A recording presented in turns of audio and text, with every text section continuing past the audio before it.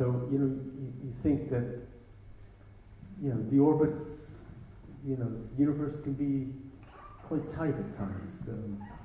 So that was even in sync. Yeah. So it was a great occasion for us because, working, having the chance, it's like working in theater with certain directors or working in opera with certain directors and musicians. You work with a musician like David, and there's an implicit trust, which is something that it's a, how do you say, it's a kind of,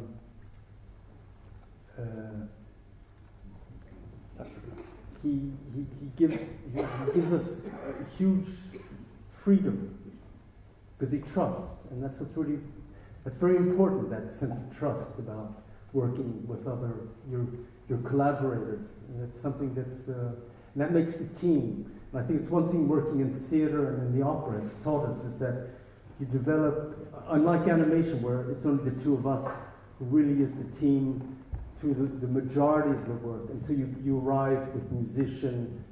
I mean, like we're working with Leszek, just in parentheses, it was always, we wrote, he didn't speak English, we didn't speak Polish. We'd write a letter, we'd just say surprises. But he knew the text of Bruno Schulz for Crocodile, so he knew the terrain very well. But like in other cases that often that you just, like with David, it's just a question of trusting us with our domain. Thank you very much. We probably have time for one more question if anyone would like to ask it. Two more questions. Yeah, all night. and then the lady here, right at the back, and then we'll, yeah.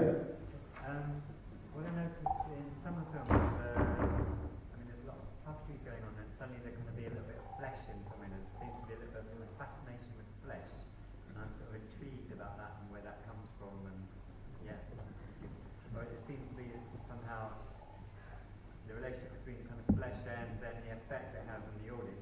There's a kind of a little bit of a shock or a quiver or something like that. I'm just kind of interested in that, where that comes from. Okay. The relationship between flesh, which appears suddenly, flesh, which flashes up, and then its effect on the audience. How are you thinking about that effect? I always remember that we always read a quote of Francis Bacon about his paintings where he talked about a certain thickening of reality. And I think for us, those moments where flesh in the films gives that corpuscular, that density, that gives a scene a sort of tonic, a kind of,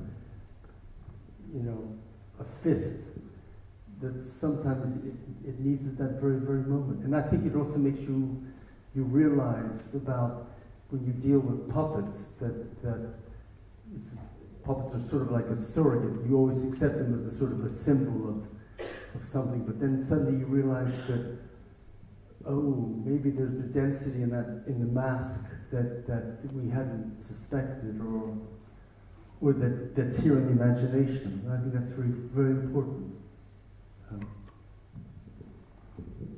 Thank you. And then just the last question here.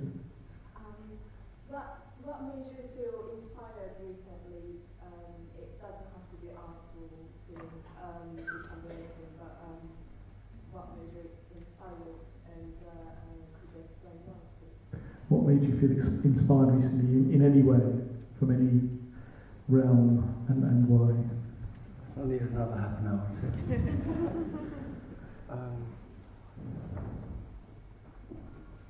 I think we listen to music a lot. So in a way,